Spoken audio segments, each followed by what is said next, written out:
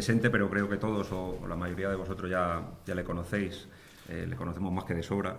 Él es Fernando Ruiz de la Puerta, es profesor de universidad, matemático, astrónomo, miembro del grupo de estudios parapsicológicos, el grupo EPTA. Es autor de un sinfín de libros, entre los que yo destacaría el ya clásico estudio La Cueva de Hércules y el Palacio Encantado de Toledo, y el también clásico y lamentablemente ya prácticamente inencontrable, animo a algún editor que haya por aquí si se anima a publicarlo, es un libro maravilloso, Historia de la Magia en Toledo, entre, bueno, como digo, muchos otros dedicados al mundo de la heterodoxia, el folclore y la historia de la magia. Fernando es, desde luego, toda una referencia en el estudio de la magia y su vinculación muy estrecha con la ciudad de Toledo, y viene a hablarnos precisamente de una referencia fundamental en ese mundo mágico vinculado a la ciudad, en una ponencia que lleva por título El Picatrix, el grimorio toledano por excelencia. Es un tema interesantísimo, a mi parecer, y yo creo que a todos vosotros, por eso estáis aquí seguramente, porque os interesa el tema. Creo que Fernando lo maneja mejor que nadie y creo desde luego que tenemos la obligación de recibirlo con un fuerte aplauso, porque además Fernando ha venido hoy haciendo un acto de heroísmo con un poco de fiebre y un poco más, así que yo creo que merece un aplauso.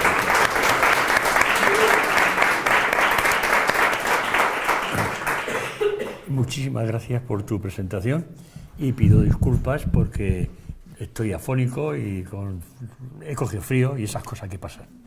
Pero bueno, todo se supera y se pasará bien. Es cuestión de horas, o de 2 días o 3, aunque llevo ya 3 días así, pero bueno, es otra historia, ¿no? Es un placer, por supuesto, he venido, porque para mí es un placer estar aquí con todos ustedes y, por supuesto, con Paco, con el que me une una gran amistad. Y muchas cosas más que tenemos secretas de escribir y ese tipo de historias. Y bueno, pues cuando me dijo hace unos meses que iba a haber otra reunión como esta, algunas de las personas que hay aquí las reconozco del año pasado, que me acuerdo que me hice un lío con los papeles, se me cambiaron y no encontraba de dónde estaba la prueba minera de que la cueva de Igares era no sé qué, no sé cuánto. Bueno, y espero que no se me cambien también, o sea que puede haber algún duende en este castillo, que lo hay, por cierto. Pero bueno, esa es otra historia. Yo les voy a hablar de Picatrix, que es un libro, tengo el original, pero no el manuscrito, evidentemente. La única edición que se ha hecho en España de ese libro fue publicada en la colección de heterodoxos visionarios imaginados de la Editora Nacional, que ahí fue donde se publicó por primera vez el libro mío de La Cueva de Hércules. Y para mí es un honor y un orgullo haber publicado en esa colección, que ahora está considerada como un hito de las ediciones españolas. Se publicaron unos 40 y tantos volúmenes, de los que yo tengo unos 20 y tantos, y bueno, era el director de la colección de la Editora Nacional, era Javier Ruiz, que hizo una labor muy importante y muy buena con eso. De hecho, lo voy a repetir, me siento orgulloso de que una de mis publicaciones esté en esa colección, y eso fue gracias a Javier. Supongo que me voy a sentir orgulloso dentro de unos meses cuando otro libro que voy a publicar esté en la editorial y en la colección de los libros de Paco. Bueno, vamos a ir a Picatrix directamente. En el siglo XI, 1040, 1050, por ahí, circula por Toledo un libro que se conoce con el nombre, no del Picatrix, pero es el que ahora llamamos Picatrix, que es el tratado mágico por excelencia. Voy a repetir, hay una edición de este libro, la única que se ha hecho en la colección de Heterodoxos, un tocho gordo de 400 páginas, o sea que no es ninguna tontería. El autor se dice que fue un tal Maslama Ben Ahmad, también conocido como Maulama el madrileño. En aquella época él vivía en Madrid, pero venía mucho a Toledo, la distancia en cabromato, carro o caballo no era muy larga, podía tardar un día. No había autopistas, ni autovías, ni había nada de esas cosas, y luego Madrid no era como ahora. Madrid en aquella época, tengo un plano de Madrid de esa época, del año 900 y pico, y era 2.000 habitantes y 4 calles con 40 casas o 50 casas nada más, era casi una pedanía de Toledo, ¿no? Y él venía mucho, sobre todo, a la corte de Al-Mamun, que fue el rey musulmán más interesante que ha tenido el Islam de Toledo, y que además se benefició Toledo mucho porque en el año 960-70, cuando ocurre la Guerra Civil de Córdoba, la FISNA, De allí Córdoba pierde el califato, pierde todo el poder, y de Toledo, de Córdoba, sale carromatos y carromatos de bibliotecarios y traficantes de manuscritos que se traen a Toledo para protegerlos, para que no sean destruidos, con la locura, como siempre, de las guerras civiles, y son los que se instalan en Toledo. Y ahí va a venir después, pues evidentemente, esa riqueza de literatura, manuscritos, historia y todo, etcétera, etcétera, etcétera, que va a tener Toledo, que va a dar lugar, origen a lo que se llama Escuela de Traductores, que no era ninguna escuela que había puesta en ningún sitio que ponía Escuela de Traductores, no existía, pero se da ese nombre mítico de Escuela de Traductores. Bien, este libro de Picatris, durante muchos siglos, el que yo, tiempo después, que había sido escrito por Alfonso X el Sabio. Bueno, lo que fue es que solo allí se tradujo, 200 años después de que se escribiera por Maslama, se escribiera allí en la corte de Alfonso X el Sabio, porque ya el Picatris estaba en Toledo, ¿no? Había pasado de la corte del Mamun a las bibliotecas de la época, y se va a traducir, se traduce al castellano, y después con Alfonso X el Sabio se traduce también al latín.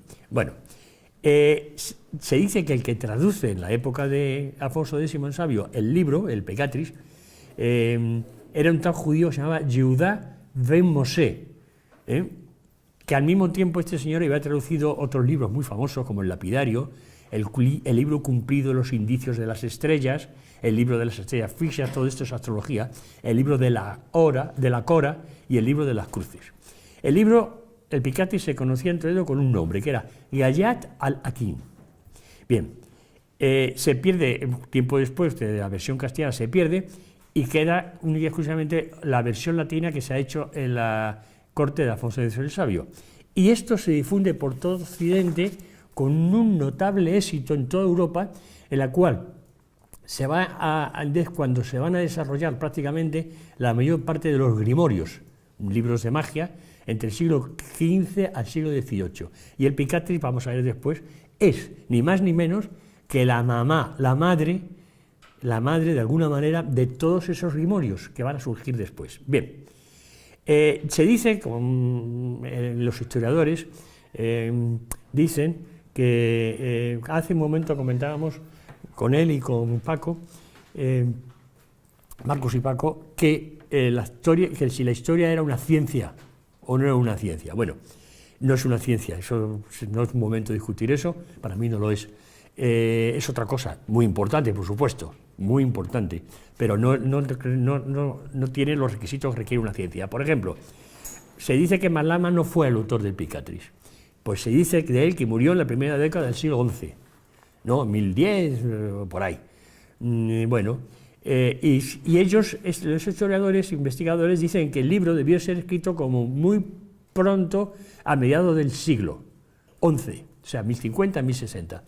O a principios del siglo XII, 1100 o 1100. Bien, eso prácticamente es imposible determinar, porque desgraciadamente, sobre esto voy a hacer mucha énfasis, se ha perdido muchos libros, muchos datos, por esa costumbre que han tenido nuestros queridos congéneres, de quemar los libros, las bibliotecas, y de paso, si se puede, el librero que está dentro, para aprovechar ya todo de una manera, ¿no?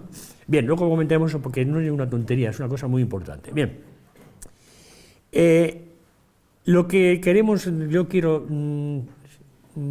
hacer constar es que tenemos en esa época, por Toledo, circulando quizá el libro más importante de magia talismánica que se ha escrito, que estaba basado en otros muchos, si lo hizo Maslama o hizo quien lo fuera, está basado mucho en los manuscritos más antiguos que estaban en poder del Islam, cuando invade todo el norte de África, se hace con Egipto, se hace con los restos de la biblioteca de Alejandría, los restos que quedaban, se hacen con las bibliotecas de los romanos que había en todo el norte de África, se hacen con las bibliotecas que quedaban en España, bueno, todo ese tipo de cosas.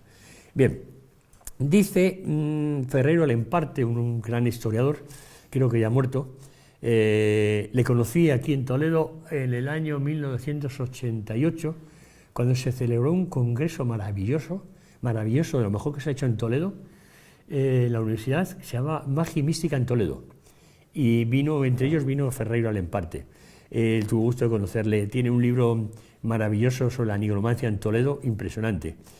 Bien, dice Ferreiro Alemparte que el Picatris, durante mucho tiempo, estaba destinado al uso exclusivo de la corte, de los reyes, y sobre todo, en particular, de Alfonso X el Sabio. Es decir, era un libro privado, suyo, que consultaba, leía y comentaba o consultaba, pero no era un libro que se podía encontrar en cualquier sitio. Y ha sido durante muchos años, como se decía vulgarmente, era un libro oculto a la plebe, así de simple. Hasta que en 1456, un tal Johann Harblier, que es médico en la corte de Baviera, habla ya públicamente de él, ya se había extendido, y lo define como un libro de nigromancia altamente peligroso. Bueno, simplemente ya la historia del libro, cómo va funcionando para arriba y para abajo y tal, ya tiene tema y temario, ¿no? Para escribir un libro aparte sobre el Picatris, anímate. Sí, no es una tontería, el tema es fabuloso. Tiene mucha documentación. Sí. ¿Qué contiene el libro? Vamos a ver qué es el libro, yo lo tengo.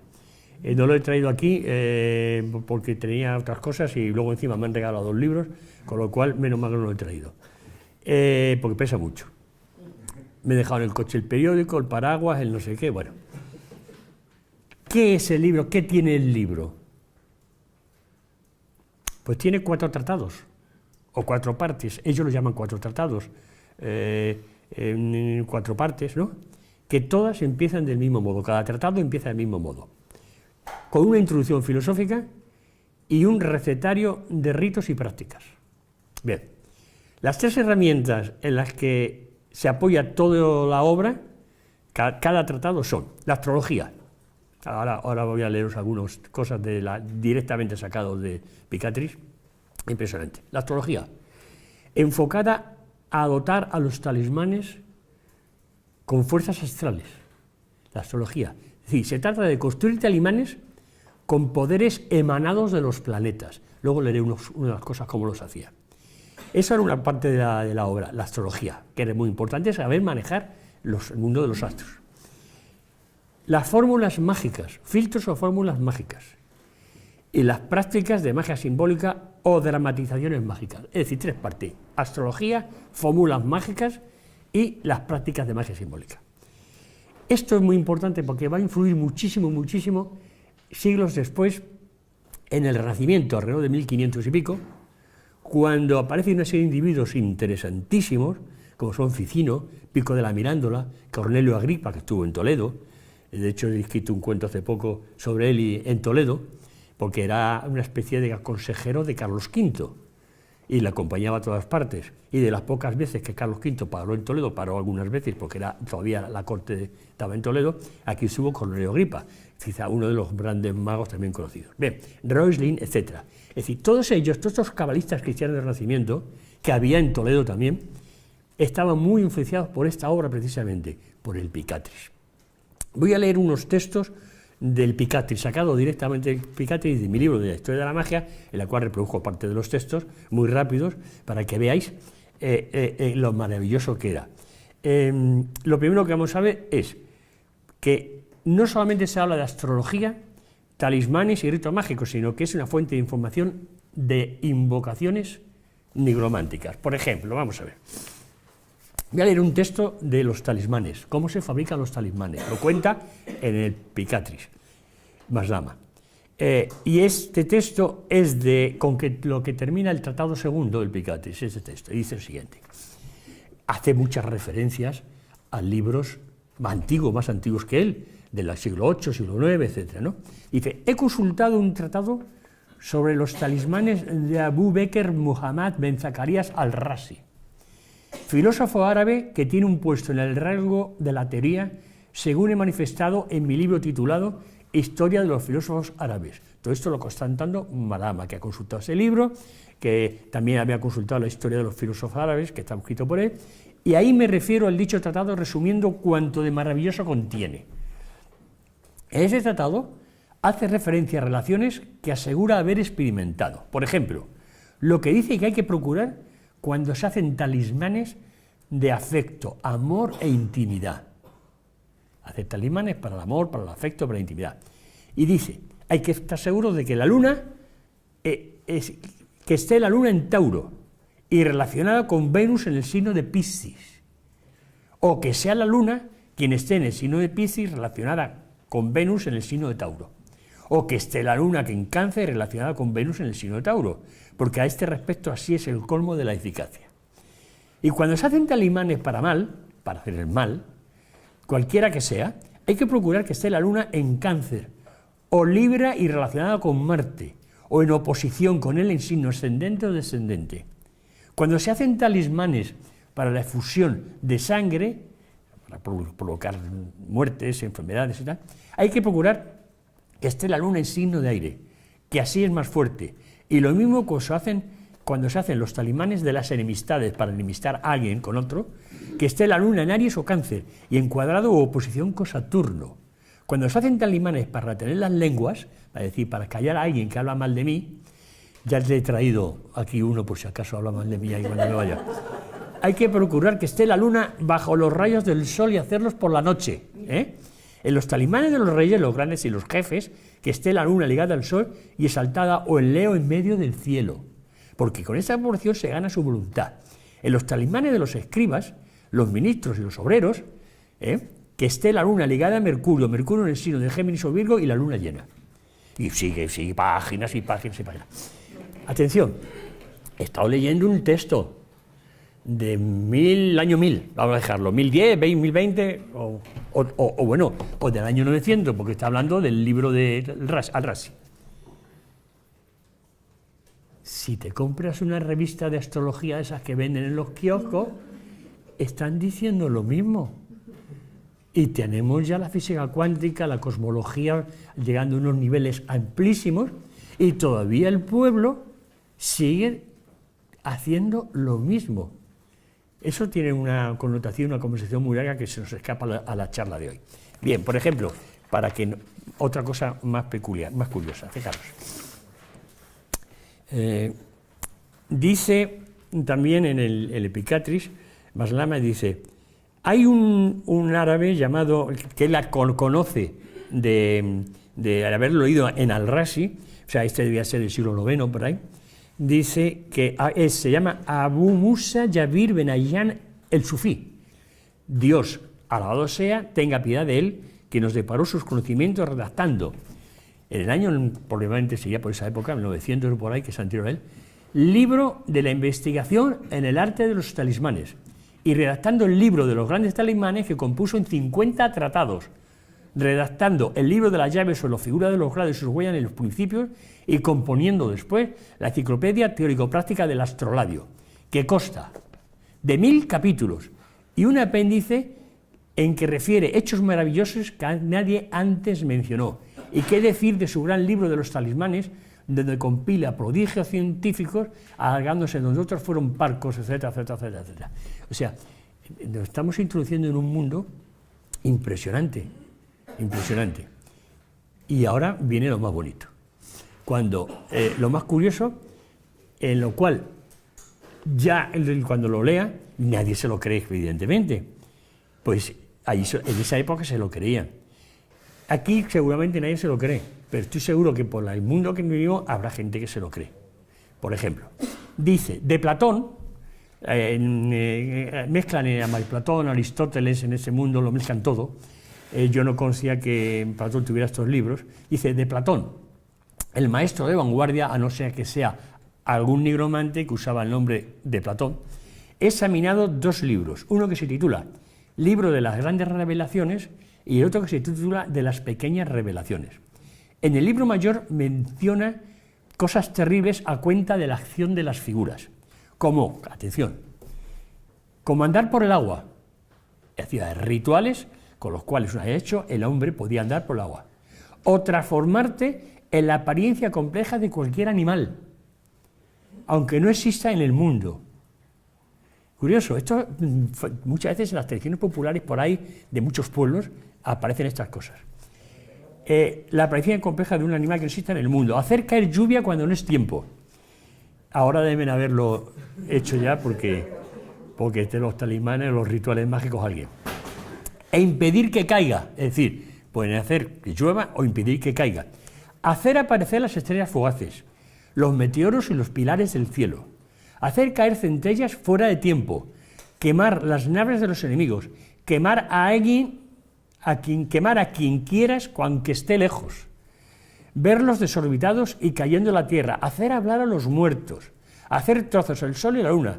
Convertir palos y cuerdas en cuerdas en culebras y serpientes, que se comen cuanto encuentran. ¿Os acordáis de ese pasaje de la Biblia de Moisés, cuando va a ver al faraón, que le tira el bastón y se transforma en una serpiente, y los magos egipcios le tiran otros 2 palos que se transforman en otras 2 serpientes, y entonces la de Moisés se come a las otras 2 serpientes, y luego coge el bastón y se lo lleva tranquilamente, ¿no? Acortar las distancias, reduciendo la tierra a lo que alcanza la vista.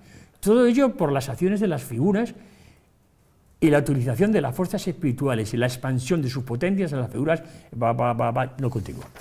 Claro,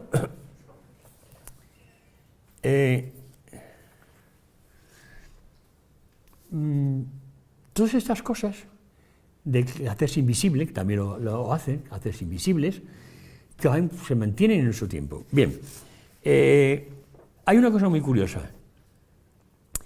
Eso está puesto en mi libro, que ya es mío, no es de Picatris, y comento. Al leer ese texto podemos observar que en el Picatris no solo se habla de astrología, talismanes y ritos mágicos, sino que es una fuente de información de obras de autores contemporáneos o anteriores. Nos cita numerosos libros de artes mágicas y digo, desgraciadamente hoy en día desaparecidos. Y luego explicaré por qué digo desgraciadamente desaparecidos. Bien, hay una de las cosas, se dice que muchos papas de la época, de la Edad Media, disponían de grimorios. Y se sabe que el Papa Honorio III, Inocencio III, León III, Juan XXII y Silvestre II, que sabéis quién es, el famoso monje Gerberto que vino a España en el año 900 y pico, estuvo en Córdoba. Cuando estalla la guerra civil en Córdoba, se marcha, pasa por Toledo, está en Toledo, estudió nigromancia, muchas cosas de toda la magia que había en Toledo, y luego cuando vuelve a Roma, dicen, la mala lengua, la historia evidentemente falsaria, que utilizó las dotes magias nigrománticas para ser elegido papa. Bueno, eso es otra historia muy bonita, pero es otra historia. Hay un grimorio que se le atribuye al Papa Honorio III.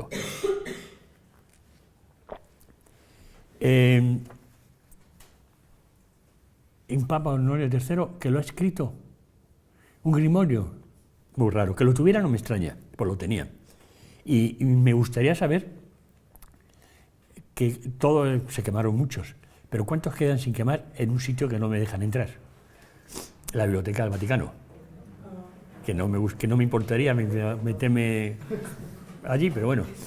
Bien, pues el gran grimorio del Papa Honorio es un nombre falso, y ahora explicaré después cómo sale, cómo surge, ¿no?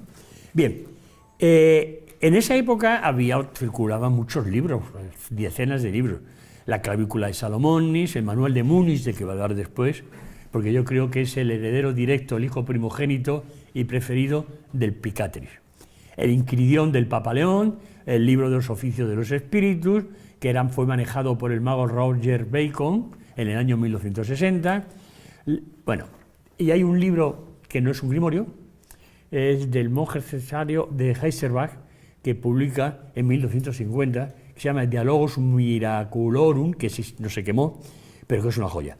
En ese libro llevo años tratando de conseguirlo, porque sé que hay una edición por ahí, rara, muy pequeña, estoy intentando conseguirlo. Diálogos sobre los milagros, está contando con nombres y señales de los individuos, los aprendices de nigromante bávaros, germanos, franceses y del norte de Italia, que vienen muchos a Toledo a estudiar nigromancia, y cuenta sus experiencias. Eran los sermones que decían la misa, los sermones que daba, para que la gente no cayera en el pecado de la nigromancia y de los efectos malos que iba a tener después. Claro, es para dar una conferencia. Del libro tengo muchas páginas de él, pero no lo tengo completo. De Diálogos Miracolorum, unas aventuras de lo que les pasa a los jóvenes bárbaros en Toledo, haciendo no sé qué, no sé cuánto, lo hacen los círculos, bueno, unos líos impresionantes, pero precioso. Hay un inquisidor, Nicolás Eimericus, que es muy famoso,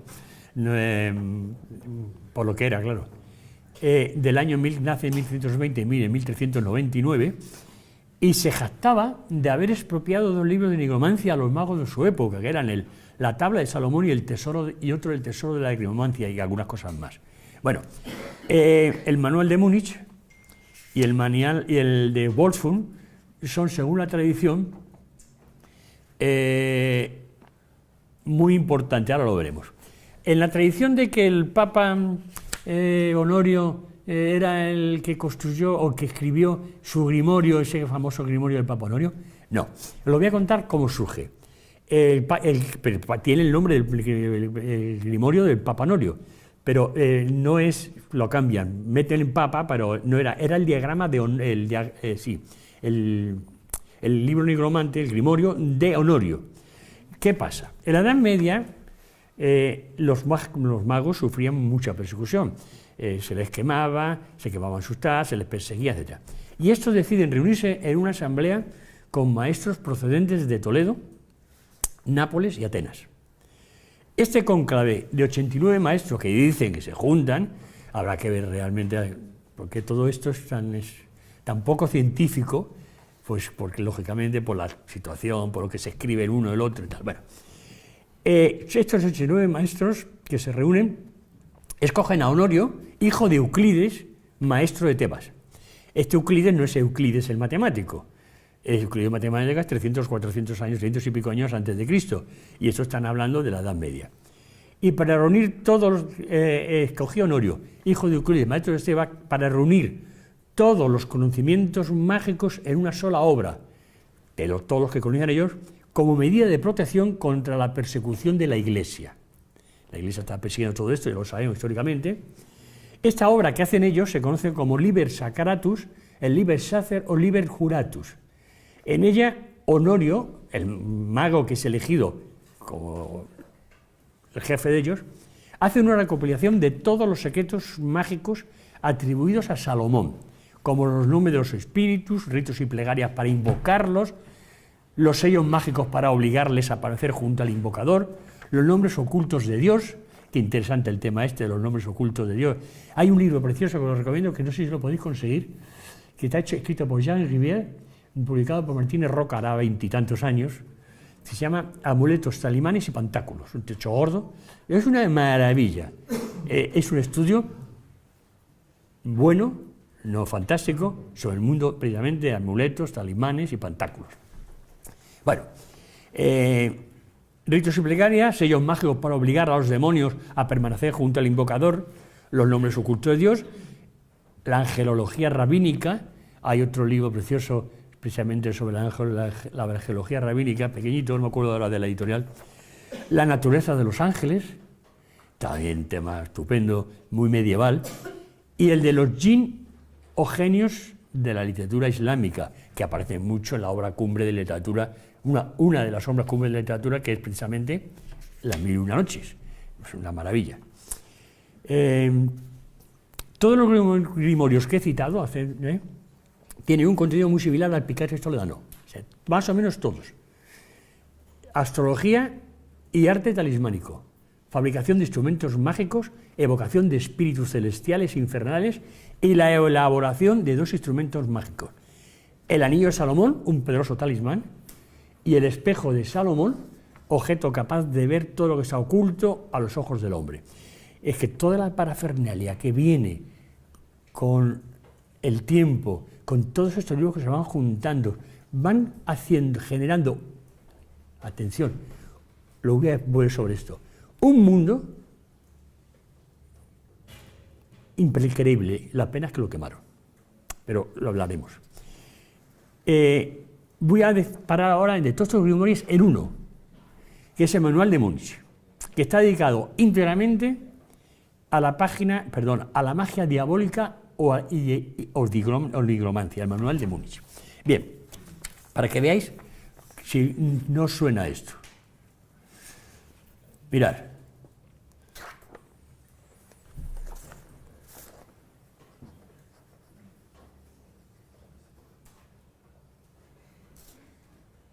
Me estoy riendo, ¿sabéis por qué?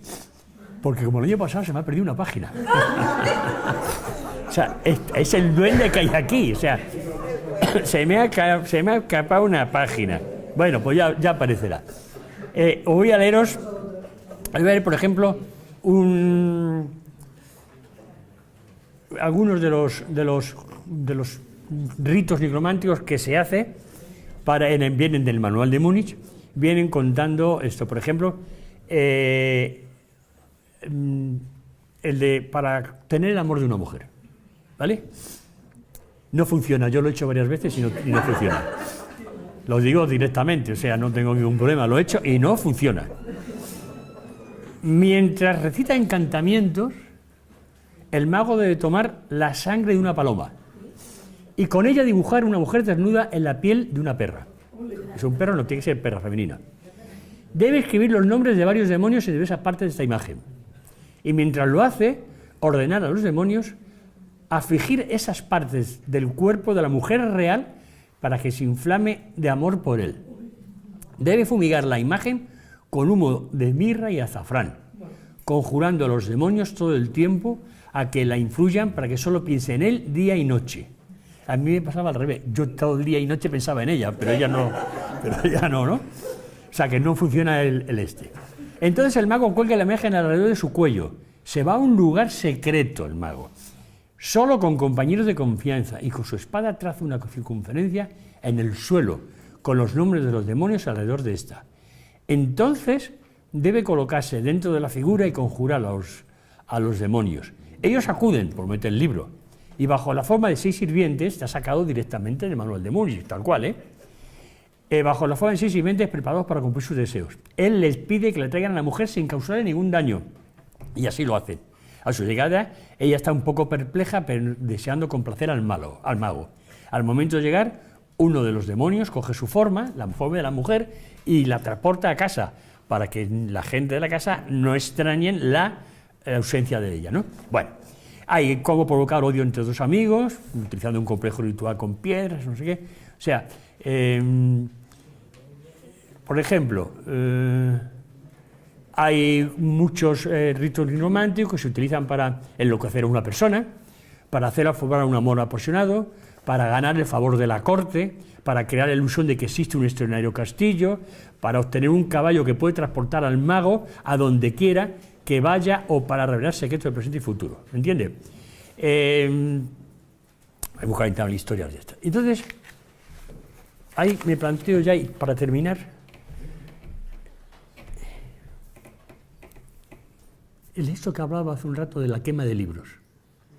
Para empezar, todo esto que se quemó no tiene nada de malo, son simplemente la evolución cultural de la humanidad, que va a cabo de los años, hace preguntas sobre esto y lo otro, la influencia de unas cosas y otras, y quiere y sale del mismo modo que estaba Santo Tomás de Aquino, que para mí es uno de los cabezas más inteligentes de la historia de la humanidad, la capacidad intelectual que tenía, que hacía unas cosas, la suma teológica, que curiosamente, cuando tiene el éxtasis místico que estaba en misa, abandona la suma teológica y la deja sin terminar, porque cuando le pregunta a un franciscano, que era su ayudante criado, le pregunta: maestro, ¿por qué dejas de escribir? Y dice: porque me he dado cuenta de que todo esto es paja. Así lo contesta él, directamente, no lo estoy diciendo yo. Bueno, la quema de libros, que todo esto es un patrimonio de la humanidad. Y esa ha sido una de las cosas más salvajes que ha hecho el hombre. Yo publiqué hace 10 años, o por ahí, sí, por ahí, en la librería Hoja Blanca hice un librito sobre sus 20 años de historia de la librería aquí en Toledo. Y se titulaba 20 años no es nada. Y bueno, colaboraron muchos toledanos escritores y tal, ¿no? Están aquí. Y yo hice un articulito muy pequeño que se titulaba, me inspiré en este libro, en esta obra, ahora no recuerdo cómo se llama, que se titula El crimen considerada una de las bellas artes. Y yo lo que le titulé el artículo, que era Quemar libros no es una de las bellas artes. Entonces hago una referencia muy rápida, porque se puede escribir un libro de 200 o 300 páginas solamente con esto, de cuando, por ejemplo, en el año 41, 8 a.C., Julio César ya se lleva parte de la Biblioteca de Alejandría a Roma. Un incendio en un fortuito, en un cortizo de muelles, se cree que debió de destruir unos 50.000 volúmenes. En el año 285 después de Cristo, Diocleciano emprende el asedio de Alejandría y una vez tomada la ciudad, el emperador ordena quemar todos los libros que tuviesen que ver con la historia del mundo de los egipcios, con el fin de acabar con su historia cultural y destruir así la huella del pueblo egipcio. Y pum, pum, pum, pum. El año 330 a.C., la tropa de Alejandro Magno incendia la biblioteca de Persépolis. El año 240 a.C., el emperador chino Xi Shenghuang ordena destruir todo el libro de ciencia y historia. Y así podía estar 3 días leyendo cosas de tipo. Eso es un patrimonio de la humanidad, que destruirlo implica pérdida de conocimientos históricos, pérdida de conocimientos literarios, pérdida de todo. Es decir, ¿cuántas cosas no sabríamos si todo aquello hubiera vivido? Por ejemplo, no tendríamos ningún problema para saber quién era Hermes Trismegisto, que lo que tenemos de él es 4 cosas, así no mucho. Y la famosa mesa de Salomón, el mito de la mesa de Salomón, que estuvo en Toledo, se dice, tal. Todo lo que se ha perdido con la quema de todos estos libros. Era una manera de pensar, lógicamente correspondiente a su cultura. En aquella época, el mundo era diferente, pero es curioso, no se ha perdido. Los libros sí se han perdido, desgraciadamente, lo cual es muy triste. Pero fijaros, sigue igual este mundo, sigue igual. Talismanes, todo lo que quieras, revistas de astrología, el horóscopo del periódico, te viene ahí, te busca Aries, no sé qué, no sé cuánto y tal. Y yo muchas veces digo, hoy voy a ser, a ver qué me ofrece el destino.